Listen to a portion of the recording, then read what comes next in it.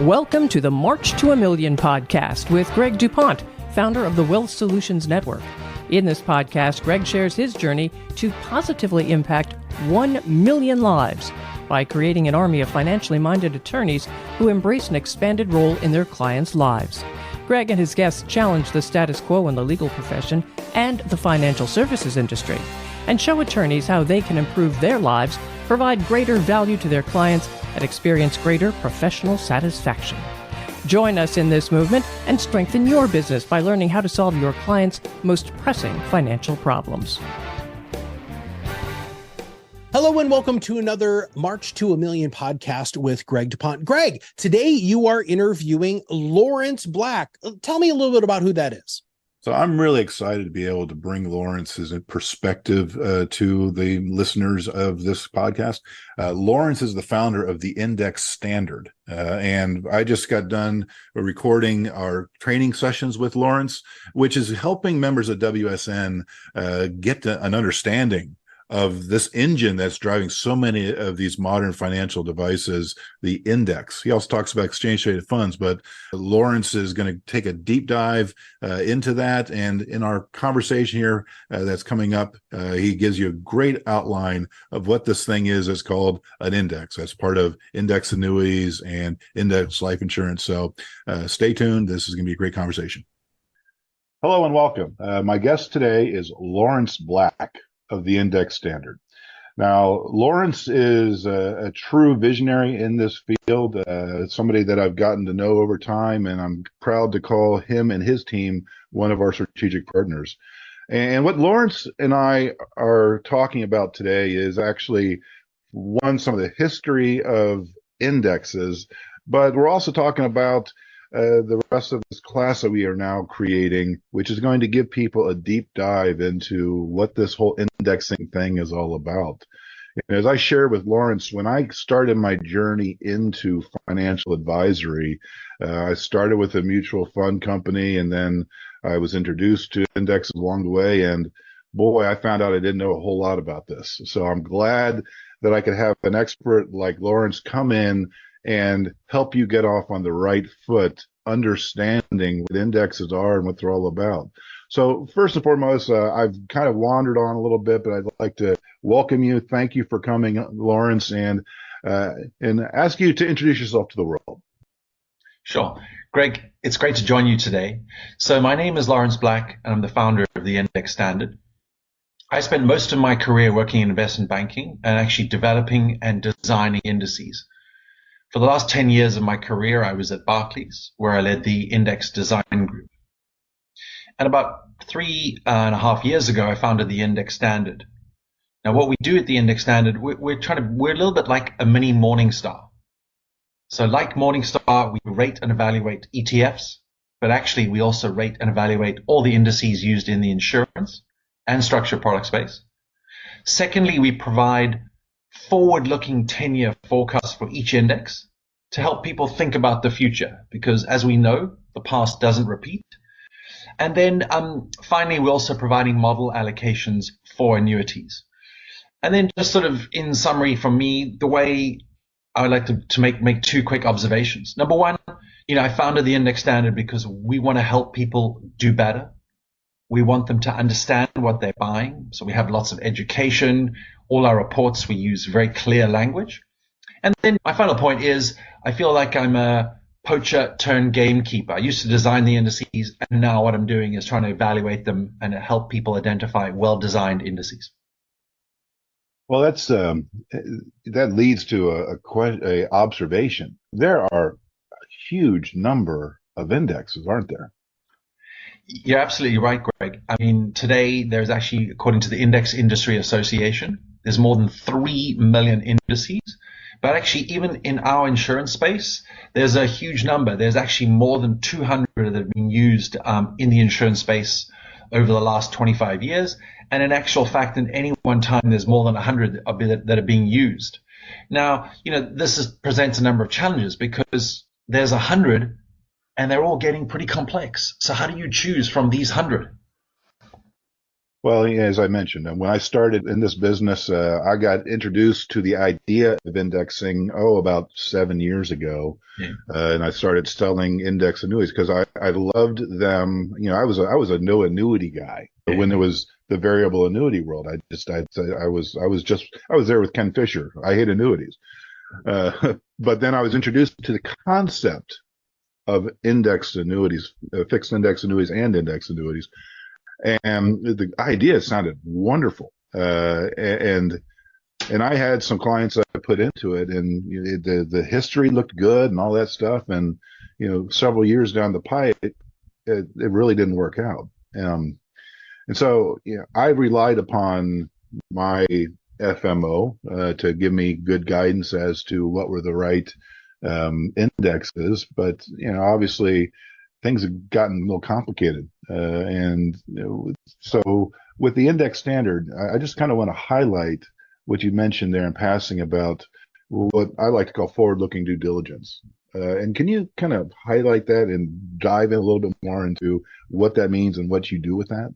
Yeah, no, that's great, Greg. So let's start at the very high level. So here's my view, right? We all drive cars. And when you're driving a car, you look through your front windshield and you look through the rearview mirror. So when I'm driving a car, I can't drive my car just by looking in the rearview mirror. And when you're choosing an index, it's a little bit the same. You can't choose an index just based on the past or the illustration, right? If I was to show you 100 and 120 years of rolling S&P returns, what you would see is they would go up and they go down. There's never one point when those returns are straight. So that's why you need to take a forward-looking mindset. You have to look forward. So that's our belief. You need to look forward, take the forward-looking forecast, take the illustration, and you know what?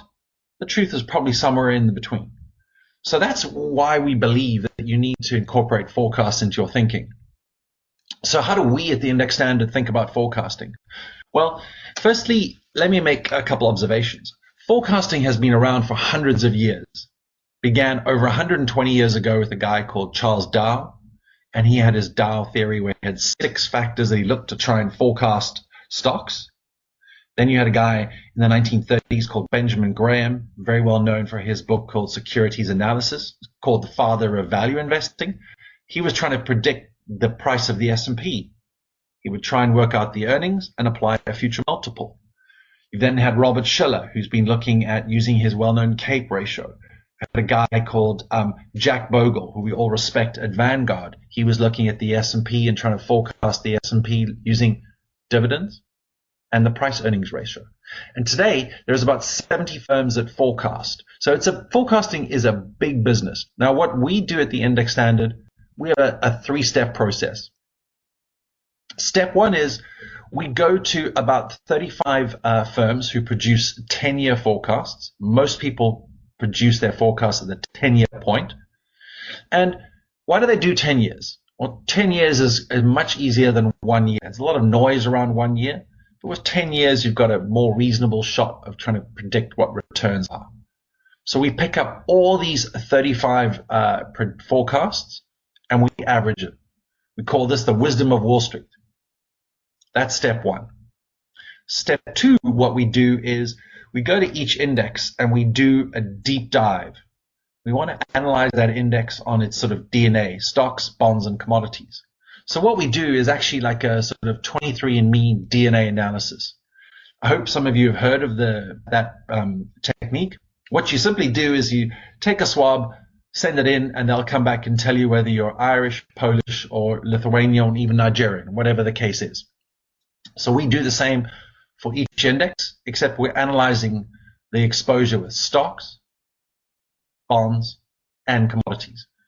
And once we have that, we then go and look at the forecasts for stocks, bonds, and commodities. So we've got those two things. We blend them together in a process called a simulation. We run it 10,000 times, and then we're able to apply those Wall Street projections directly to each index. And then that is how we produce a 10-year forward-looking return. We essentially leverage wisdom of Wall Street and apply it to each index. And then we can give our clients that front windscreen and then they've got the illustrations, and you can look at both and make some sensible choices. I like to tell clients and prospects that, number one, my crystal ball is faulty. If my license to have one has not been revoked, and nobody's got it. I firmly believe, and this is part of my mission and my vision, my concern, that there's this black swan event that is going to be out on the horizon. We've seen it repeatedly over and over and over again. And I'm driven to get as many people in a position where they can withstand what happens and then participate in what happens next. And that's why I'm such a fan of indexing. And I like to come down as I remind people of back in the 1990s when we had the Donald Rumsfeld famously saying, we have the unknown unknowns, the known knowns, and the known unknowns, right? And we don't know what that black swan is going to be. And what it sounds to me like what your Wisdom of Wall Street does is it takes the pool of the best minds in the investment world and says, okay, these are our known risks, and this is what's going to be what's going to happen based upon that. We don't know the unknown, but by being able to take out those known risks, then we build in resilience to handle that unknown. Am I on the right track there from your perspective? I think you're exactly right. And the way I think about it is, our forecasts, we try and project, as you said, the known knowns, right? So we can help you with that. But then how do you deal with those unknowns, right? Those unknown unknowns. And the only way you can really deal with that is diversification, in my view. Diversification is the most important thing out there. It's a reason it's called the number one free lunch in finance, because again, I don't have a crystal ball either, Greg. You never know what's going to happen. But the only way you can protect yourself is to be diversified. So I really believe you should be diversified in your portfolio in general when you're looking at stocks, bonds, commodities, and annuities. And then when you're looking at your annuity, you should, again, diversify across all the asset, all the index choices that you have.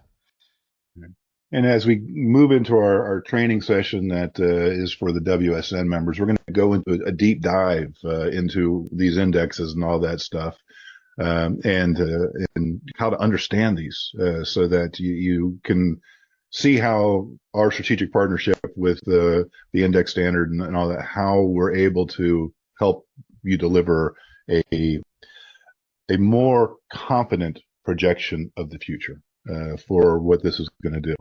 And as I mentioned, my experience, boy, this really looked good based upon what this thing did in the past, but we walked into, the last 4 years, which had some unpredictability in it. And we didn't do as well as we could have done. I want to tie back just real briefly, because you mentioned that the index standard, you focus on indexes, but you also mentioned exchange traded funds. And I'm a big believer in exchange traded funds as a investment tool for the consumer, for most consumers. And as I'm sure you're going to talk about in the training, a lot of consumers really aren't really familiar with what an exchange traded fund is. So I think I'd be remiss if I didn't I'll ask you to kind of explain what that tool is, because it is somewhat similar to the indexing, and that's why you've got them in your bailiwick together. Sure. So the first thing is, Greg, if you look at any index, take the S&P 500 or the NASDAQ or the Barclays US aggregate index, or even the MSCI emerging markets, you can't invest in that index directly. So what a lot of these companies do, they provide a wrapper. They'll take the index, wrap it in what's called an exchange traded fund. And you can think about that as almost like a single share, except that single share, instead of giving exposure to a company, it gives you exposure to whatever's in that index. In the case of the S&P 500, it's the 500 largest US companies that are weighted by market cap. Now, the key difference between a mutual fund and an ETF is the following. A mutual fund, you put in an order. At the end of the day, your order will be filled, and the next day you'll get a price, closing market price. The difference with an exchange traded fund is you can trade that fund during the day. So you get the benefits of instant execution. You have an exchange who's standing behind that. They take your money, they provide security, and then in exchange for taking your money, they'll deliver you the ETF into your account. But the critical point is you can trade that ETF during the day. And then secondly, I think the other critical point about an ETF is a lot of the times you'll find that the fees on an ETF are lower than in a mutual fund. And that's a key benefit to the end consumer. You know, I during my early transition into financial advisory, I spent some time inside a national mutual fund and financial planning firm, and saw, wrappers and mutual funds and fund families and all those kind of things, and saw the layering of cost in there. And then I saw the exchange traded funds on the horizon kind of becoming more and more adopted as industry standards. And that's when I decided that I was making a break out of that world into using indexes in exchange traded funds, which in my opinion are kind of the evolution for the investor these days going forward. And with regard to exchange traded funds, so what exactly do you guys do? You mentioned, I just want to kind of go back into that because there are thousands of those as well, right? Yeah. There's probably, I don't know the exact number off the top of my head, but there's probably a couple thousand ETFs in the US market, and there's, a couple trillion invested. So what we at the Index Standard do, we track the largest 500 index-linked ETFs. So some ETFs have active managers these days, but we track and evaluate the largest 500 ETFs. And what we do is we go and evaluate them for robustness. How is that underlying index designed? Is it high quality? Is it diverse? Is it well built? And we'll go and evaluate it, and we'll put a stamp on it. We'll give it either a platinum, gold, silver, or watch. Our four highest categories, we have neutral, and then lastly, we have a watch. So we're trying to provide a service to guide people to the robustness and design of an index. So as we move toward wrapping up here, a couple final questions. First, give us a preview of what we're going to talk about in our training that we're going to be recording here in a second. So, I think indices are a wonderful tool. You look at the index world, generally the benchmark indices have outperformed a lot of active managers. But today what we see is a tremendous amount of complexity in the indices, especially those used in the insurance space. So there's still a lot of misconceptions. People don't really understand how an index works or how it's designed. So what we're going to do, we're going to go through in about 20 minutes a training module where we will give you all the key things you need to know about an index. We keep it at a very straightforward level. We just use logic and common sense to explain all the key concepts that you'll need to know around indexing. Logic and common sense is sometimes missing in this industry. So I thank you for bringing some of that to this conversation. Because indexes in the insurance world, are a wave of the future and can be very powerful for your clients, the consumers buying annuities and life insurance as they're looking to try to accumulate some asset base in that. So it's very important for you to understand this. And I'm not sure, I didn't ask you this question, Laurence. Does your business, is it solely for advisors, or is there some consumer information element of all this that if somebody happens to just be out there not really in this world, but comes across the podcast and wants to get some additional information, can they? Sure. You can go to theindexstandard.com. You can log on, get a free account, and you can see the largest 150 ETFs. You can see our reports. So we want to make our resources available to everyone to help them understand and really do a little bit better. And we have a lot of technical and key indices that are all used in the insurance space. You need to become a subscriber for that. But we're very keen to help educate and help people understand what they're buying. So we do offer that service. Fantastic. For for if you're an individual consumer out there, I do believe that in addition to some mutual funds, if not excluding all mutual funds, exchange rate funds really should be part of what you're doing as your own portfolio if you're managing yourself.